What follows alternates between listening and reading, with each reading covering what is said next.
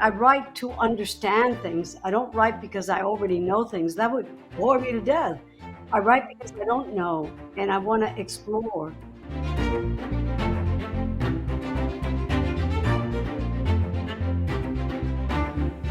Well, hi, and welcome to the PBS Books Readers Club. Today, we'll be joined by literary icon Julia Alvarez to discuss her latest novel, The Cemetery of Untold Stories. Julia Alvarez is the best-selling author of In the Time of the Butterflies and How the Garcia Girls Lost Their Accents. This novel follows Alma Cruz, a writer whose sanity is threatened by her unfinished books. Wanting her stories to rest in peace, she creates a literal graveyard in her homeland of the Dominican Republic for the characters whose lives she tried and failed to bring to life. As readers, we too become haunted by the ghosts of Alma's unfinished characters, listening to their stories of both heartbreak and tremendous resilience. It reminds us that the stories of our lives are never truly finished, even at the end. We are so excited to speak with Julia Alvarez, and we'll also reveal our pick for next month's read, so stick around for that. Hi, I'm Fred Nahat here with Lauren Smith. Princess Weeks is an award-winning video essayist and author who brings her master's degree in literary theory to our table, joining us today from New York. And Heather Marie Montilla, our resident librarian and the PBS Books National Director, always here to offer an expert opinion on our book of the month. But of course, you are the most important person in this book club. As we discuss The Cemetery of Untold Stories today, please share your thoughts with us and the other book clubbers in the comments. It really means the world to us. We love reading your comments. Seriously, it's the best part of my entire month.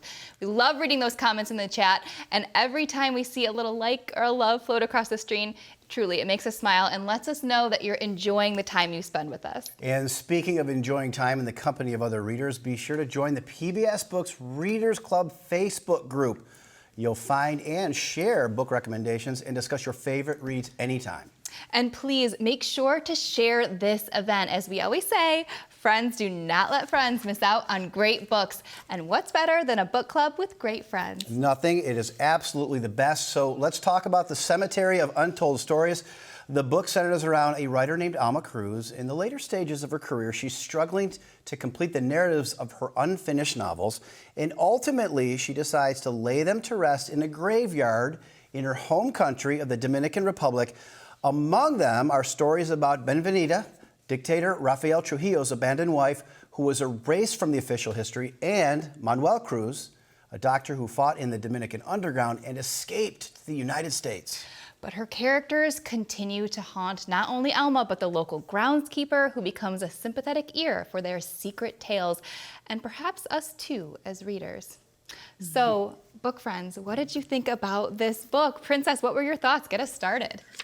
Yeah, this book was really big for me in a lot of different ways as like someone with Caribbean heritage, as someone who has a lot of Dominican family members. There was so much history and nuance and gravity to the topics that were being covered here. And as a longtime fan of this author, it just felt like a culmination of so much intelligence and care, but also love for the Dominican Republic and the ever-changing relationship it has with its people. So I really just thought it was like a truly one of my favorite books that we've read through this entire season. Oh, I'm so glad. And Heather, I know you have sort of a personal connection with this book too. I do. So my husband is Dominican, and so I feel very connected. I have a Dominican family for the last 20 years, and so for me, it was so much celebration of culture. Also in it, it had things that are the harder parts of things that we don't always want to discuss, but it even addresses that in the book, that there are some stories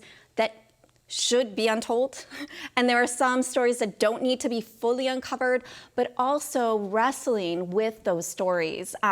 It was amazing. I actually found personal connection throughout the whole thing, but I think any reader will enjoy this book. Yeah. Mm-hmm. I mean, it is like kind of like in a film parlance, like an Altman film. So it's not like I was so interested in one thing. It's the whole thing. Yeah. Really captivating, and how the author is able to put it all together in the end, and these intersecting and parallel and coinciding stories. To me, that is a literary feat. Well, one of the best things about reading always is the opportunity to spend some time in somebody else's life, in their shoes, and a part of the world that maybe you haven't had a chance to be a part of. I learned a lot reading this book, and it opened my eyes to so many things. And I hope that our readers felt the same way. I just thought it was fantastic. And I can't wait to talk with Julia Alvarez. She is amazing, such an icon. Icon. I am so thrilled that she's going to be here with us, joining our book club. Hey, Julia Alvarez is in our book club. Pretty wonderful. So much to discuss with Julia Alvarez. She's standing by to join us in just a moment, and we want to invite you to join the PBS Books Readers Club too. Tell us what you thought about the Cemetery of Untold Stories, and maybe pose a question or two for other book clubbers to react to. Like any good book club, it's more fun when we all get involved. And there are many ways to connect, including our e-newsletter. This is really special. You'll find exclusive author interviews, book recommendations, and more. Visit pbsbooks.org/subscribe. And please be sure to follow PBS Books on Facebook and Instagram too, and fill up your feeds with great books and great authors. Yeah, it will help you make sure you won't ever miss any of these events too if you follow us. So make sure to do that. And if you really love this book club, I hope you'll take a moment to show your support. PBS stations rely on donations from folks just like you and me. And if you'd like to see more of the PBS Books Readers Club, here's a great way to help us keep it going. And we're so grateful. If you're watching on Facebook or YouTube, just click the link in the comments or visit pbsbooks.org/donate. You'll be taken right to your local PBS station's giving page where you can find some PBS Books swag as our thanks for supporting this program. One of those gifts is an ebook download of The Cemetery of Untold Stories or any one of our PBS Books features for your phone, tablet, or e-reader. After you sign up to give $10 monthly as a sustainer of your local PBS station, you'll receive an email from that station with a link and a special code to download one of our featured books. Or you can get one of our official PBS Books mugs. Just $5 a month will get you the PBS mug, and it makes you a member of your local PBS station, giving you access to all the amazing shows in Passport, including the extended edition of this interview with Julia Alvarez and the American Masters series, including their documentary, Julia Alvarez, A Life Reimagined. American Masters is awesome. If you haven't watched it before, you're gonna love it. They create documentaries on so many great authors like Julia Alvarez, but also Amy Tan, Maya Angelou, Louisa May Alcott, and more. An awesome series to stream for hours on Passport, and it's the PBS station membership benefit that you're gonna love the most. Plus, with $5 a month, you get the PBS Books mug too. Everyone wants these. And look at the back, my weekend is booked. So funny, I love it. So perfect. So if you want to see more of the PBS Books Readers Club, we got to hear from you. Just click the link in the description or visit pbsbooks.org/donate. We will send you a set of the official PBS Books stickers too, along with your ebook or mug and PBS Passport. Again, donations support your local PBS station, and it'll help us keep the book club going for another month. And now, let us welcome our guest author, Julia Alvarez. Her semi-autobiographical novel, How the Garcia Girls Lost Their Accents, was published in 1991, followed in 1994 by In the Time of the Butterflies, which sold over 1 million copies and raised global awareness about life under Dominican dictator Rafael Trujillo, a theme that's reflected once again in The Cemetery of Untold Stories, in the tale of Bienvenida, Trujillo's discarded wife, and one of the main characters in Alma's unfinished novels. Spanning multiple genres and audiences, Alvarez's work includes 3 nonfiction books, 3 poetry collections, 11 books for children and young adults, and 7 literary novels. And we are so excited to have her join our book club today. Julia Alvarez, welcome to the PBS Books Readers Club. Thank you for having me and inviting me and my novel, The Cemetery of Untold Stories, to be with you today. We are more than thrilled to have you with us today. Thank you so much for joining us and for your book, The Cemetery of Untold Stories. Tell us a little bit about how the idea for this book came to be. Where the idea came from. First, I don't work with ideas, really. It's too much in my head. It's more of it's like a pebble in my shoe. And the pebble that was in my shoe is that as I grow older, and into the late chapters of my own life, I wanted to explore the landscape of growing old, and especially growing old in a craft that I've given my life to practicing. And instead of, usually you read portrait of the artist as a young man, I wanted this to be a portrait of the artist as an old woman and a Latina, many of whose stories came from somewhere else, and explore that landscape. I write to understand things. I don't write because I already know things. That would bore me to death. I write because I don't know, and I want to explore what that landscape is like. I've always loved your work. I grew up with it. And as a first generation American myself, I find that when you're writing from such multiple perspectives, I mean, you came to this country at the age of 10, I believe is what I read. And I just wonder how that experience of going back and forth and being between different worlds, how that impacts the way that you tell stories about the Dominican Republic. Well, that's a good point you made, that, unlike older models of immigration, when you came from Europe and you never went back and you cut off all your ties, we always went back. Once the dictatorship was over, we did summers there, we did vacations there. When we misbehaved, we were sent there to be disciplined and made into nice Dominican girls. All of that was going on. So it was always hybridity. So I grew up with all of that as part of my as part of my culture, my background. And of course, mommy and papi and my sisters at home, we were Dominican, a Dominican nucleus before there was a Washington Heights, or before a whole uh, generation of new Dominicans came on. We were not everywhere as we are now, but we had each other, and we always went, what I still call it, going home. Figure that. I'm 74. I came in 1960, and I still think of it as going home. The idea of a graveyard for unfinished stories is very intriguing. What does this symbolize for you personally and in the broader context of your work? Well, that's such a many-pronged, that a question that invites a many-pronged answer. So forgive me if it seems to grow in my answer. First of all, I come from the Caribbean, and we have the traditions of Santeria, of rituals, of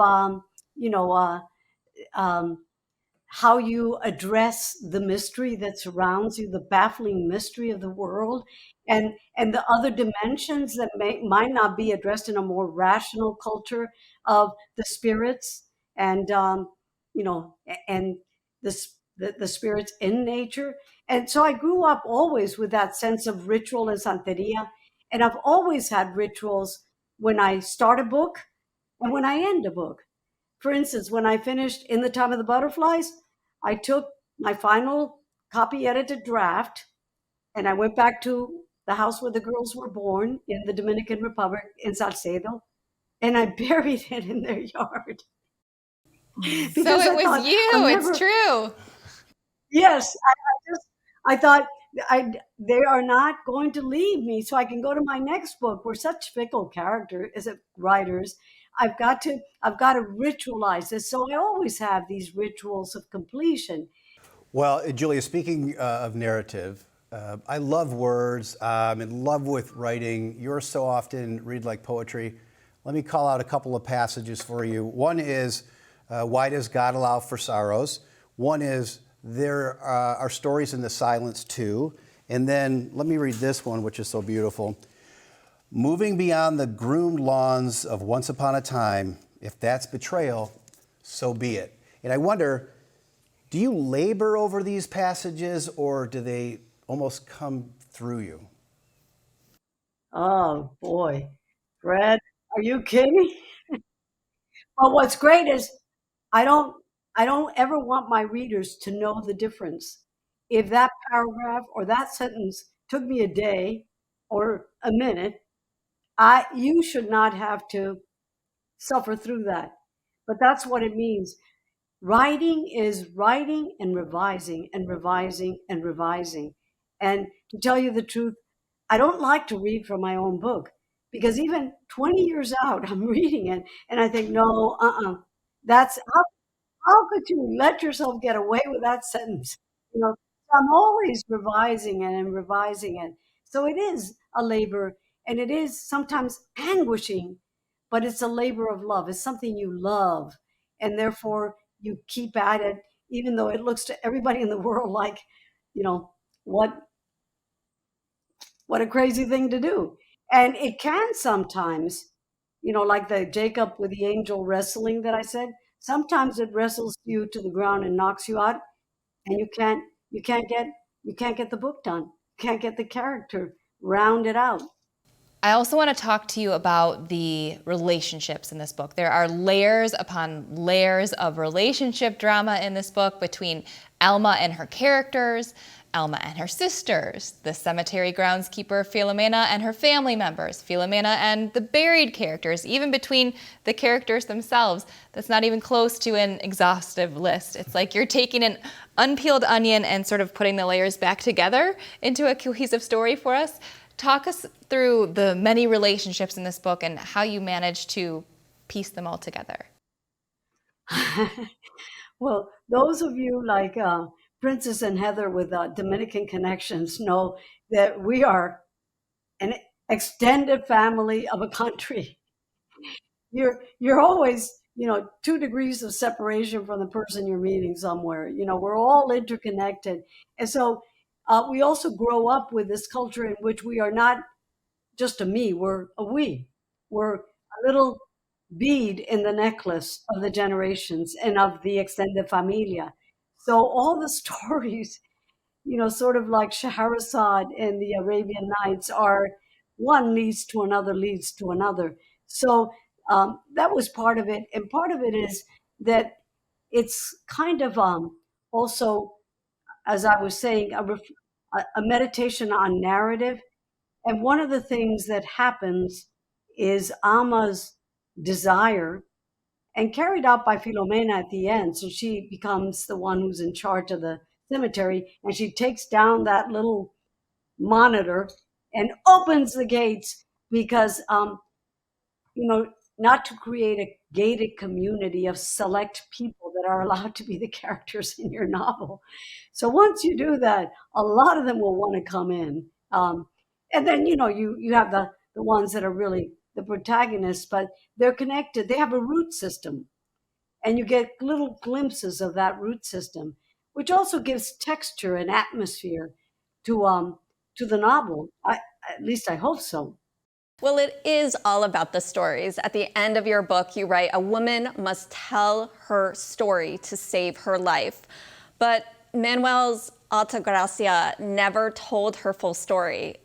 You really, I felt like you pointed to the fact that Manuel's Altagracia, who continues to be supported by Alma and her sisters, I felt like you were pointing to the fact that it was Filomena's mother, because there were 2 dolls on her bed.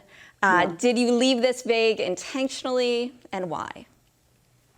Because again, it reflects a truth of narrative and something that the novel has been preoccupied with. Whose stories get told? What happens if someone's memory is erased? And the stories, they say, I don't know from what country in Africa, that when an old person dies, a library burns down, in an oral culture. What happens when a story doesn't get told? And this is a reality that people all the time are die and no one knows who they were except maybe a few people. And we can even be brushing up against a story that connects and relates to us and not even know it. So I wanted the vagueness of what happens to be, it would be too tidy and not like real life if all of a sudden Tatica comes in and Filomena and Perla, they have a great reunion. So, but I was left wondering, as did Filomena, so what happened to Tatica? And I thought, oh, I think I know what happened to Tatika. But I leave it vague because that story is one of the ones like Bienvenidas that gets erased. Well, we're always curious about the writing process. We talked about laboring over those poetic turns of phrases earlier. But what about the bigger picture, especially when you have a book with so many sub stories? How do you go about writing them and then piecing all those, piecing the puzzle together, I guess? Oh, darn.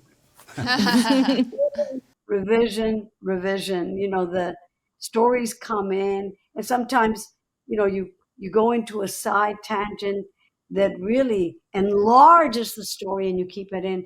Sometimes you go on a side tangent and you never come back to the point. And you have to love the story and what it be listening to it while it's a complicated balance, listening to it while crafting it. You have to listen to it and you have to be willing to delete and delete and delete things that might even be interesting to you but don't really work with the organic movement of the story.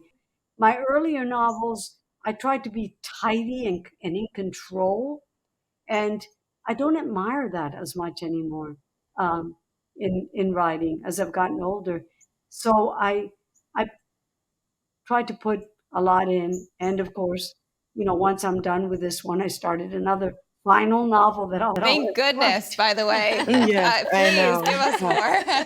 Errol.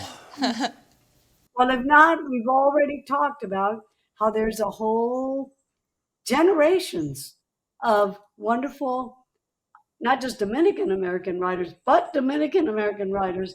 So the stories will never, and that's my love. My love is not Julia Alvarez and her stories, it's the stories that I've been privileged enough and lucky enough to be able to write down and to find listeners of those stories. I hope that there are many more stories from you. I want to turn the tables a little bit now and give you a chance to learn something about your readers. If you've ever wondered what your readers think about you or your books or their reading experience, now is your chance. Could be a general question, or maybe you want to know their thoughts specifically about the Cemetery of Untold Stories. So Julia Alvarez, what questions would you like to ask your readers? Oh my goodness. First of all, when I'm writing, I don't mean to insult you, readers. I need to. I love you. Thank you for being here. Because a book is only half written when you write it and publish it. And it's when it comes alive in a reader's imagination that it then becomes a full circle.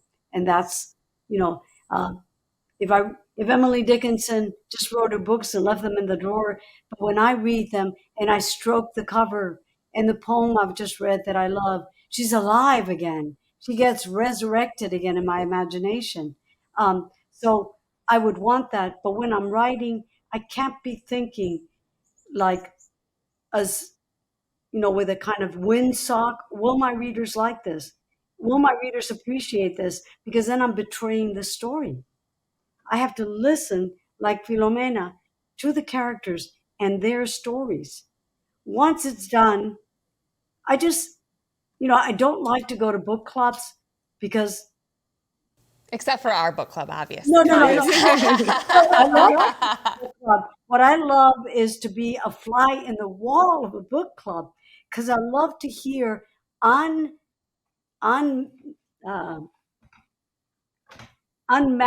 or manipulated from me, what it calls up in a reader, what things, if you, and I really believe this, you exit a book that you've gotten into a different person, slightly different from the person who started reading. There's a kind of enlargement, I think, that can happen, and empathy that can happen when you come out. So I want to hear from my readers where that might have happened for them in this book, where they felt like they're like with Filomena, that, maybe they got tight in the chest at something, where they were moved, where something that was said connected and touched bottom inside them. Where were those points? I loved hearing, I love hearing that. But I feel like if I'm there, my readers I'm either controlling it too much, um, and not, it's not coming from them, or they're so gracious and lovely that they don't want to hurt my feelings. You're all I have. The stories are like putting my babies to be raised by the rest of you. and we want them to land in bookshelves and be well loved. Sometimes someone will come up after a reader with a really torn book, and they've taken it to the bathtub, they've taken it to they've got little post-its on it, and they'll apologize. And I say, no, that I love when that happens. So yeah, with this book, I would say, where did it move you? What story would you be wanting to bury in the cemetery? Because now it's open to all. Um, and what stories have you buried in your personal cemetery that you wish someone would listen to? So I would ask that. Um, and what when we tell a story, any story, you can't put your arms around how big life is, of what is left out. And so sometimes what's really interesting with my readers is, what would they add to the story? Well, it's been so great to discuss the Cemetery of Untold Stories with you, so thank you so much for that. Don't go anywhere. Please stand by, Julia. Let me turn to the book clubbers now. A quick note to remind you, we will be revealing our PBS Books Readers Club Pick of the Month at the end of this episode, and it's a good one. So be sure to stick around for that after the interview. Hint, it's the inspiration behind a new hit masterpiece series right here on PBS. But first, Julia, I know our audience wants to get to know you a little bit better, so we have a few more questions about you if you are up for it. Okay, bring them on. All right, here it comes. Question one. Did you always know you were a writer even as a child, or did that realization come later? I was not bound for anything worthwhile. In the Dominican Republic, I flunked every grade through fifth grade. I was a terrible student. I was so bored. I didn't like reading at all because it was a dictatorship. All the books were kind of propagandish and really dull. And I didn't like school. And I would be sent home with notes all the time. Julia does not pay attention. And I'd get home, and one of the tias and my abuelita would say, come here, let me tell you a story. And I would sit there riveted. And when they were done, I would ask for it again. I had no problem paying attention, but I was bored. And I wasn't growing up with books. It was a dictatorship. Part of the things a dictator does is he clears the shelves, because reading gives people ideas and all kinds of possibilities. And so I love stories. I had a storytelling culture, so I had that in me. And that's the root of stories that you write too. But I would never have become a reader, never have become a student of literature, unless the worst thing that had happened to us, to be suddenly in exile, losing everything, familia, language, home. We were thrust into English, but I lucked out. I had a wonderful teacher who could see that I was interested in stories, got me started reading, sent me to the library. We had no libraries in the DR. Oh my gosh. I thought, this is like a cathedral for books. I loved it. So for me, I came to reading and loving reading and books later. Not, a lot of my friends were bookworms when they were little kids. I was not that student, but it happened with that immigration, coming into English, and realizing that all those stories I had only in the past known orally were also between the covers of books, which I never thought that was even wildly possible, because I thought everything in there was boring. For telling those stories, what's your ideal writing setup? Are you a morning person with a cup of cafe con leche, a night owl with a glass of mamajuana? Do you like to work in an office, a coffee shop, or do you mix it up? I am a creature of my rituals. I am, it used to be that I loved late at night because it was so quiet. Everybody had gone on to their sleep or whatever, but I can't keep that up as I grow older. I like early morning, before the mind clutters with other things. Um, and I love the solitude, cup of coffee. And I don't like to read emails or get involved with anything until I'm done, because then those things get in my head instead of my characters. And I don't, I could no more. I have friends that go to the coffee shop to write. Are you kidding? I know all these stories are walking around. I want to hear them. It's too, I would be distracted. I could not do it that way. So I don't really mix it up. I need that solitude and that quiet, and in a room with no trophies in it. I love that. I'm like that too, Julia. The first couple hours of my day, I try not to open my email. So if you're looking for an email from me at 8 in the morning, it's not coming. Yeah. I got work to do. Well, when you are discovering new stories, do you prefer physical books, e-readers, audiobooks, or a mix of any of the three? Well, I'm a dinosaur and I love the object and physicality. And I've learned how to, because I read as a writer too.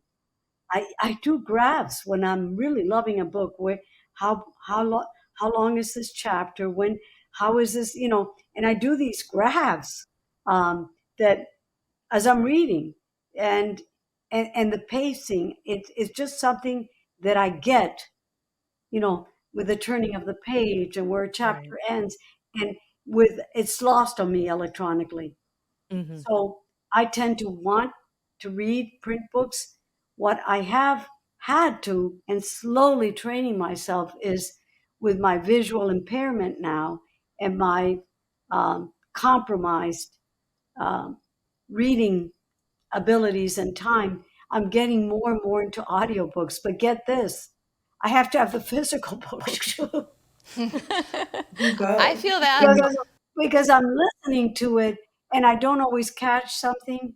And so, it's I need to see how it works on a page.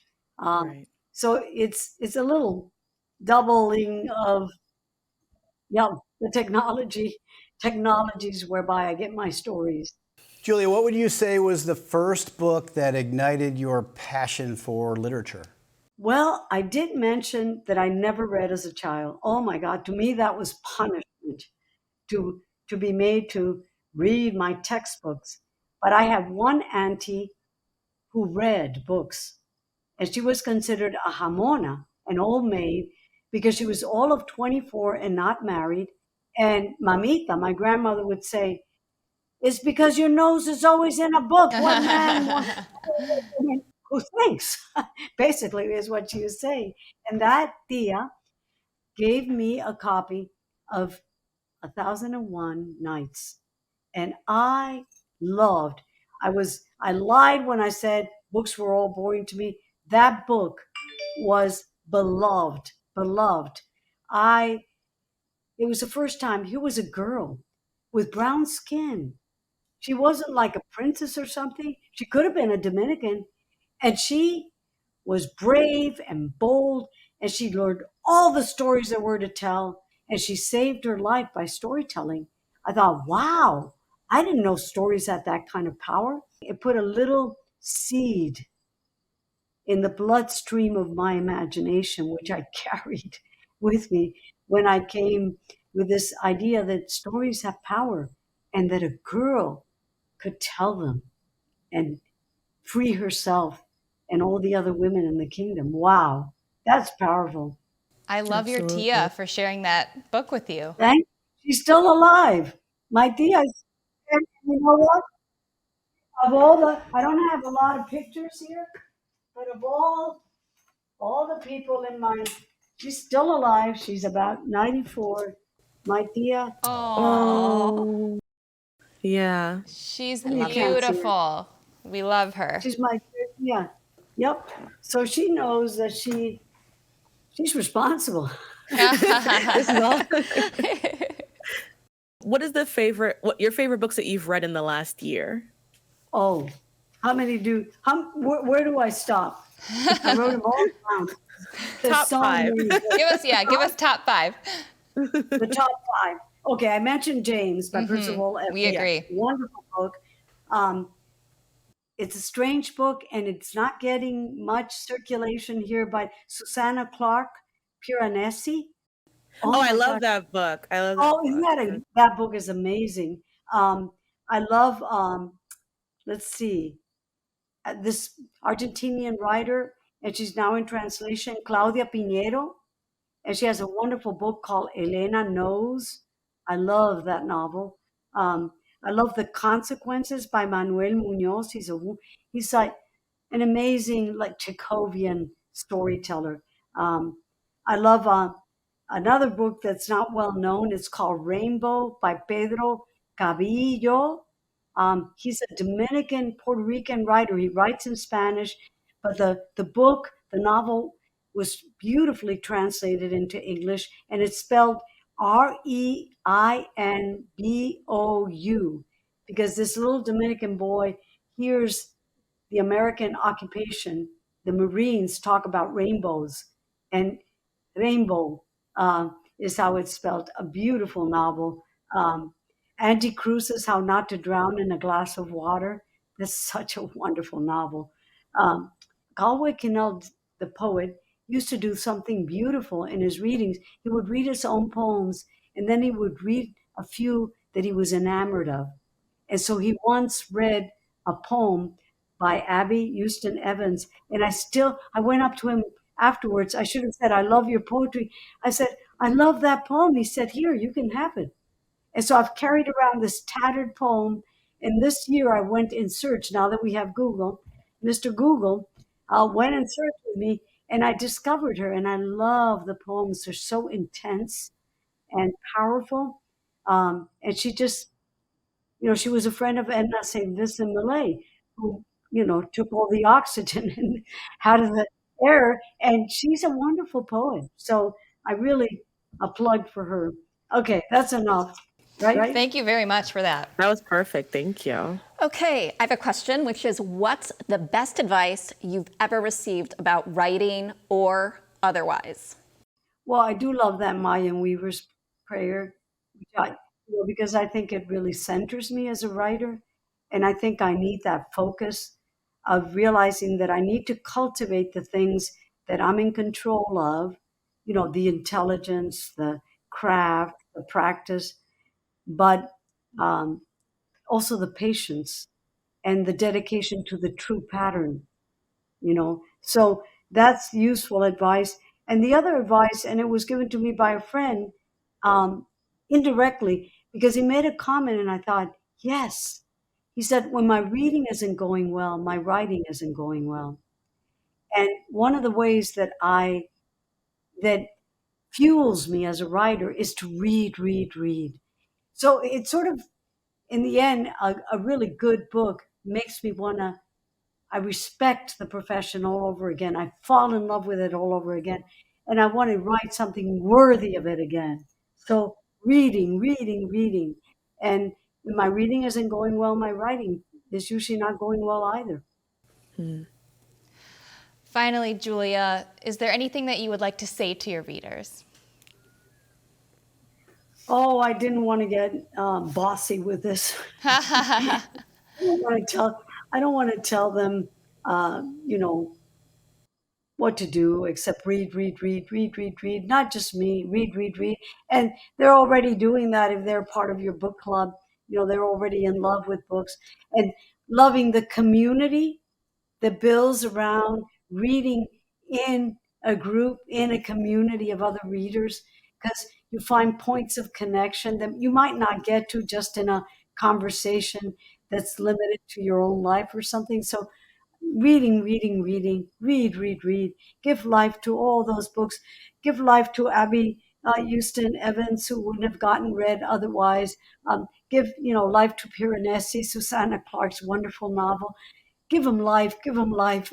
It's up to you, readers. So my encouragement to readers is, we need your advocacy. We need you to stand up and not let books be erased, not let stories be eliminated because they're not the approved ones. They're not written by people that look like us. They're not written about experiences that are, or that have been monitored.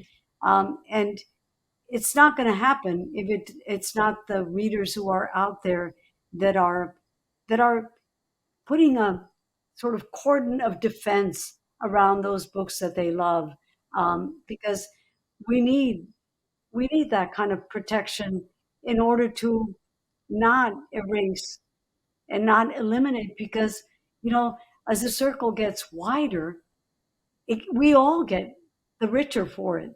But when you start cherry picking certain types of people, certain subjects out of there, you're diminishing all of us.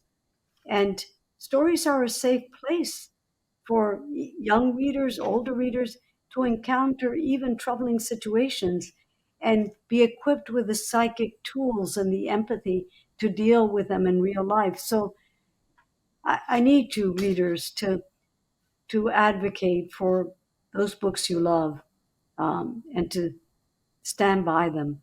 And I'm sure the readers that are in your book club do that already, but we do need them. Well, this has been so wonderful. Julia Alvarez, we are so grateful for your time. Thank you so much for joining us on the PBS Books Readers Club. Thank you all for your wonderful questions. I didn't think I could do this marathon. And you made it easy and you made it fun. Thank you all.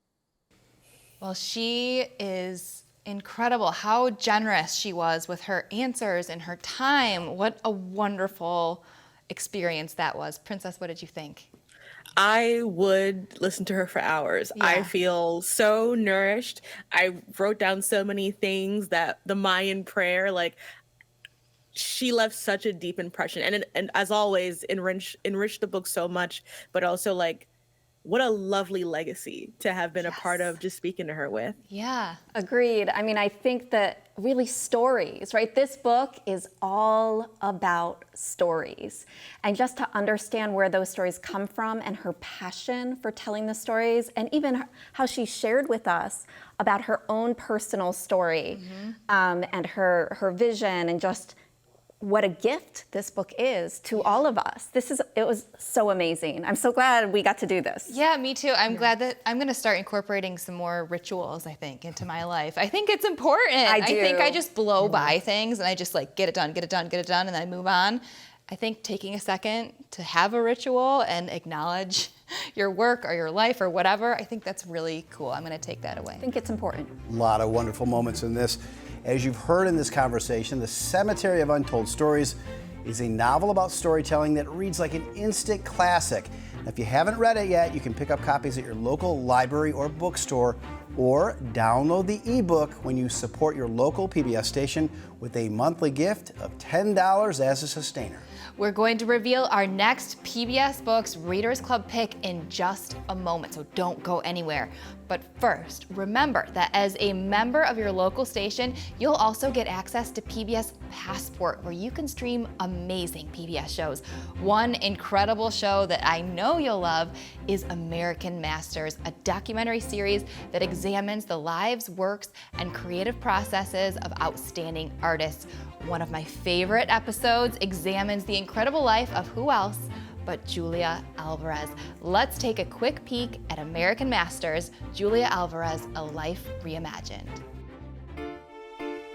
People cannot ignore good literature. People cannot ignore these stories because they were so well written. For extraordinary storytelling, the National Medal of Arts to Julia Alvarez.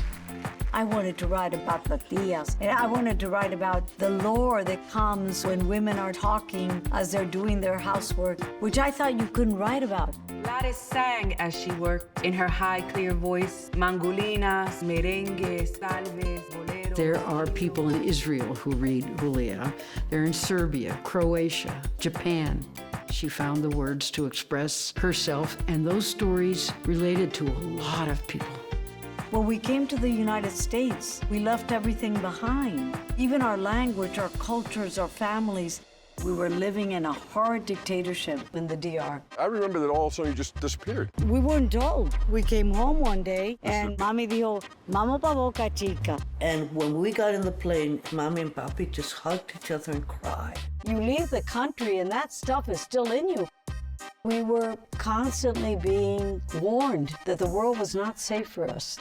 There are very few writers of the Latin American diaspora that hold the same weight as her. I felt like I wanted to give voice to the landscape of being Latina, of coming from another place. Our stories belong to all of us, but if you don't know how to read, you don't have the key to that treasure chest. How could I not do something?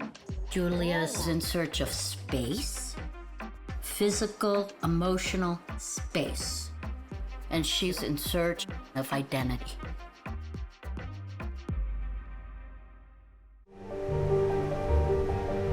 Filmed in the U.S. and the Dominican Republic, Julia Alvarez, A Life Reimagined, features extensive interviews with Alvarez, her family, and her literary contemporaries.